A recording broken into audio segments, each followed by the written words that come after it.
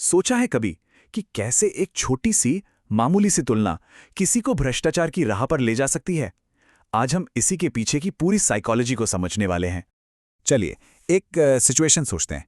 मान लीजिए कोई अपनी जिंदगी में एकदम खुश है, संतुष्ट है, सब कुछ बढ़िया चल रहा है, जो है जैसा है काफी है, एक सुकून भरी आरामदायक जिंदगी।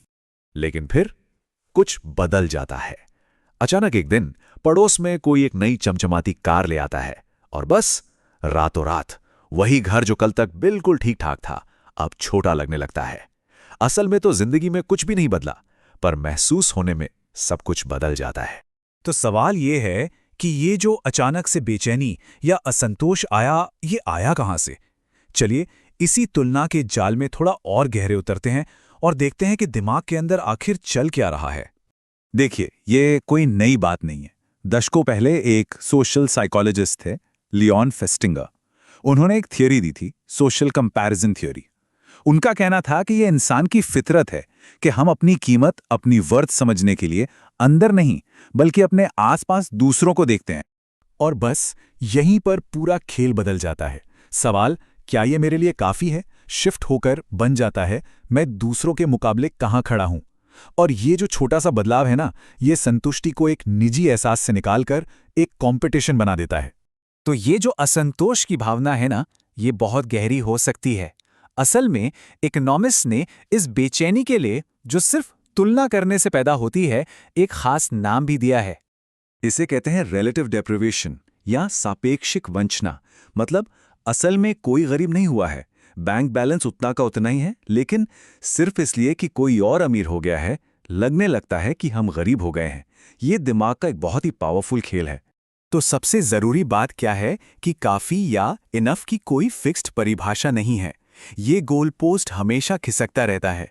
और ये इसलिए नहीं खिसकता कि जिंदगी की जरूरतें बढ़ गई हैं, बल्कि इसलिए कि समाज में दिखावा बढ़ गया है। पर यह सिर्फ एक एहसास या फीलिंग नहीं है, इसका सीधा कनेक्शन हमारे ब्रेन की केमिस्ट्री से है। तो चलिए जरा देखते हैं कि जब ये जलन या ईर्ष्या होती है तो हमारे दिमाग के अंदर होता क्या है।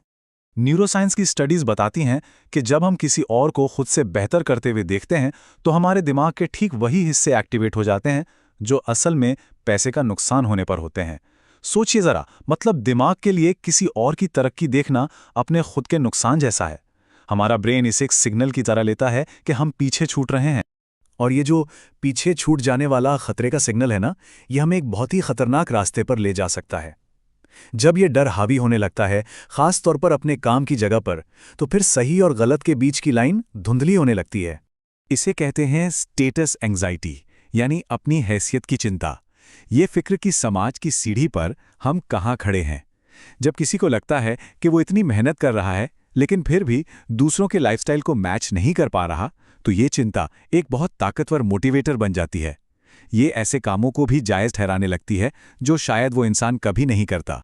और इसकी शुरुआत अक्सर एक बहुत ही आम और जायज़ लगने वाली सोच से होती है कि जितना काम मैं करता हूं मुझे उतनी सैलरी नहीं मिलती।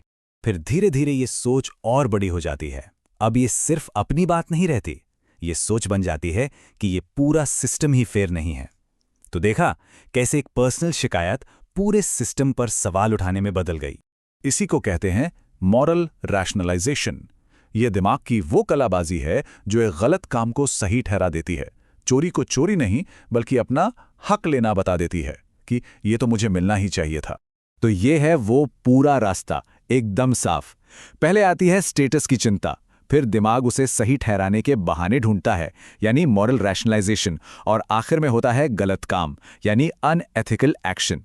ये एक सीधा साधा 3 स्टेप का प्रोसेस है। चलिए अब जरा जूम आउट करते हैं और इस पर्सनल साइकोलॉजी को बड़े स्केल पर देखते हैं।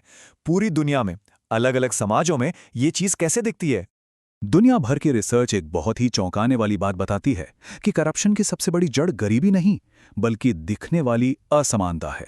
मतलब जब अमीर और गरीब का फर्क बहुत ज्यादा दिखने लगता है, जब पैसे का दिखावा होता है, तो यह तुलना करने की आग में घी डालने जैसा काम करता है। और ऐसे समाज में लाइफस्टाइल एक स्कोरबोर्ड बन जाती है। लोग अच्छी जिंदगी जीने के लिए नहीं बल्कि दूसरों से ज्यादा स्कोर करने के लिए चीजें चाहते हैं। और इस खेल में पैसा सिर्फ पैसा नहीं रहता, वो स्टेटस का सबूत बन जाता है।